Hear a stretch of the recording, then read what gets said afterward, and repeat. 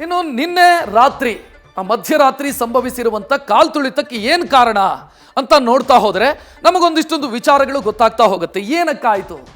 ಇಷ್ಟು ದಿನ ನೀಟಾಗಿ ಮ್ಯಾನೇಜ್ ಮಾಡಿತ್ತು ಉತ್ತರ ಪ್ರದೇಶ ಸರ್ಕಾರ. ಅದರಲ್ಲೂ ಸಂಕ್ರಾಂತಿಯ ದಿನ ದೊಡ್ಡ ಸಂಖ್ಯೆಯಲ್ಲೇ ಭಕ್ತಾದಿಗಳು ಸೇರಿದ್ರು. ಆದರೂ ಕೂಡ ಯಾವುದೇ ರೀತಿಯಲ್ಲಿ ಸಮಸ್ಯೆ ಆಗಿರಲಿಲ್ಲ. ಬಟ್ ಯಾಕೆ ಮಧ್ಯರಾತ್ರಿ ಸಮಸ್ಯೆ ಆಗಿರೋದು? ಮೌನಿ ಅಮಾವಾಸ್ಯೆಯ ದಿನ ಯಾಕೆ ಸಮಸ್ಯೆ ಆಯಿತು ಅಂತ ನೋಡ್ತಾ ಹೋದರೆ ಒಂದಿಷ್ಟು ವಿಚಾರಗಳು ಗೊತ್ತಾಗುತ್ತೆ. ಅಮೃತ ಸ್ನಾನ ಅನ್ನೋ ಕಾರಣಕ್ಕಾಗಿ, ಅಂದರೆ ವಿಶೇಷ ದಿನ ಮೌನಿ ಅಮಾವಾಸ್ಯೆ, ಈ ದಿನ ಅಮೃತ ಸ್ನಾನವನ್ನು ಮಾಡಬೇಕು ಅಂತ ದೇಶದ ಉದ್ದಗಲದಿಂದಲೂ ಕೂಡ ಕೋಟಿ ಕೋಟಿ ಜನ ಪ್ರಯಾಗ್ರಾಜ್ಗೆ ಬಂದಿಳಿದಿದ್ದಾರೆ. ಸೊ ಆ ಕಾರಣಕ್ಕಾಗಿ ದೊಡ್ಡ ಸಂಖ್ಯೆಯಲ್ಲಿ ಜನ ಬಂದಿದ್ರು.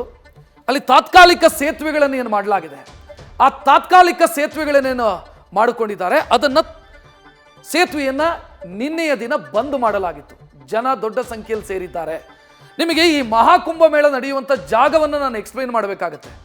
ಮಹಾಕುಂಭ ಮೇಳ ನಡೆಯುವಂಥ ಜಾಗ ಏನಿದೆ, ಆ ಜಾಗವೇ ತಾತ್ಕಾಲಿಕ ಜಾಗ, ಅಂದರೆ ನದಿ ಬಿಟ್ಟು ಕೊಟ್ಟಿರುವಂಥ ಜಾಗ. ಅದು ಮುಂಗಾರಿನ ಸಮಯದಲ್ಲಿ ಗಂಗೆ ಮತ್ತು ಯಮುನೆ ಅದು ತುಂಬಿ ಹರಿಯುತ್ತೆ.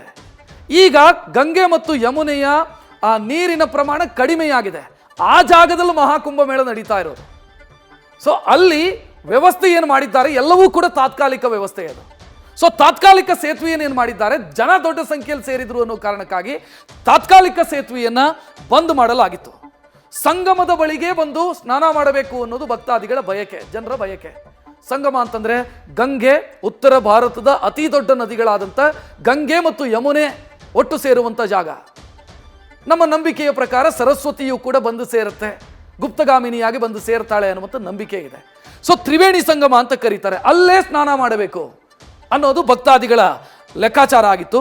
ಸಂಗಮದ ಸನಿಹ ಬ್ಯಾರಿಕೇಡಲ್ಲಿ ಬಹಳಷ್ಟು ಜನ ಸಿಕ್ಕಾಕೊಂಡಿದ್ರು ನಿನ್ನೆ ರಾತ್ರಿ. ನಿನ್ನೆ ಅಂತ ಹೇಳೋದಕ್ಕಿಂತ ಇವತ್ತು ರಾತ್ರಿ ಅಂತ ಹೇಳಿದರೆ ಹೆಚ್ಚು ಸೂಕ್ತ ಅಂತ ಅನಿಸುತ್ತೆ. ಅಂದರೆ 2-3 ಗಂಟೆ ಮಧ್ಯರಾತ್ರಿ ಆ ಹೊತ್ತಿಗೆ ದೊಡ್ಡ ಸಂಖ್ಯೆಯಲ್ಲಿ ಸಂಗಮದ ಸನಿಹ ಬ್ಯಾರಿಕೇಡ್ಗಳಲ್ಲಿ ಜನ ಸಿಕ್ಕಾಕೊಂಡಿದ್ರು. ಈ ವೇಳೆ ಎಷ್ಟೋ ಸಂದರ್ಭದಲ್ಲಿ ಕಾಲ್ತುಳಿತ ಸಂಭವಿಸೋದೇ ಹೀಗೆ. ಒಂದು ವದಂತಿ ಕ್ರಿಯೇಟ್ ಆಗಿಬಿಡುತ್ತೆ. ಯಾರೋ ಏನೋ ಒಂದು ಹೇಳಿಬಿಡ್ತಾರೆ, ಎಲ್ಲ ಕ್ಲೋಸ್ ಆಗಿಬಿಡ್ತು ಅಂತನೋ ಅಥವಾ ಇನ್ನೇನೋ ಆಗಿಬಿಡ್ತು ಅಂತನೋ, ಏನೋ ಒಂದು ವದಂತಿ ಕ್ರಿಯೇಟ್ ಆಗಿಬಿಡುತ್ತೆ. ಆ ವದಂತಿಯನ್ನು ನಂಬಿ ಜನ ಪ್ಯಾನಿಕ್ ಆಗ್ತಾರೆ. ನಿನ್ನೆ ಅಲ್ಲಿ ಆಗಿರೋದು ಕೂಡ ಅದೇ, ಮಧ್ಯರಾತ್ರಿ ಆಗಿರೋದು ಕೂಡ ಅದೇ. ವದಂತಿಯೊಂದು ಸೃಷ್ಟಿಯಾಗಿದೆ. ಆ ವದಂತಿಯ ಕಾರಣಕ್ಕಾಗಿ ಜನ ಪ್ಯಾನಿಕ್ ಆಗಿದ್ದಾರೆ. ಇದರಿಂದಾಗಿ ಸಂಗಮ ನೋಸ್ನಲ್ಲಿ ಪ್ರತ್ಯೇಕ ಪ್ರವೇಶಕ್ಕೆ ನಿರ್ಗಮನದ ವ್ಯವಸ್ಥೆಯನ್ನು ಕೂಡ ಮಾಡಿಕೊಂಡಿರಲಿಲ್ಲ ಅನ್ನೋ ಮಾಹಿತಿ ಇದೆ. ಇನ್ನು ಭಕ್ತರು ಬಂದ ದಾರಿಯಲ್ಲೇ ಹಿಂದಿರುಗಬೇಕಾದಂಥ ಅನಿವಾರ್ಯತೆ, ಅಂದರೆ ಪ್ರತ್ಯೇಕವಾದಂಥ ಎಂಟ್ರಿ ಮತ್ತು ಪ್ರತ್ಯೇಕವಾದಂಥ ಎಕ್ಸಿಟ್ ಸಂಗಮದ ಸ್ಥಳದಲ್ಲಿ ಇರಲಿಲ್ಲ. ಸೊ ಇದರಿಂದ ಕಾಲ್ತುಳಿತ ಆಗಿದೆ. ಇಂಥ ಸಮಯದಲ್ಲಿ ಕಾಲ್ತುಳಿತ ಉಂಟಾಗಿ ಅವಘಡ ಆಗಿದೆ. ಒಬ್ಬರ ಮೇಲೆ ಒಬ್ಬರು ಬಿದ್ದ ಕಾರಣಕ್ಕಾಗಿ ಉಸಿರುಗಟ್ಟಿ ಕೆಲವರು ಮೃತಪಟ್ಟಿದ್ದಾರೆ ಅನ್ನೋ ಮಾಹಿತಿ ಅಲ್ಲಿಂದ ಸಿಗ್ತಾ ಇರೋದು. ಸೊ ಇಲ್ಲಿ ತನಕ ಅಚ್ಚುಕಟ್ಟಾಗಿ ವ್ಯವಸ್ಥೆಯನ್ನು ಮಾಡಲಾಗಿತ್ತು.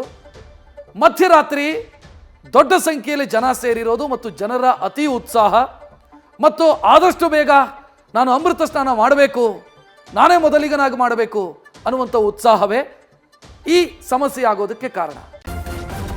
ನ್ಯೂಸ್ ಫಸ್ಟ್, ನಿರ್ಭೀತಿಯಿಂದ ನಿಮ್ಮ ಪರವಾಗಿ.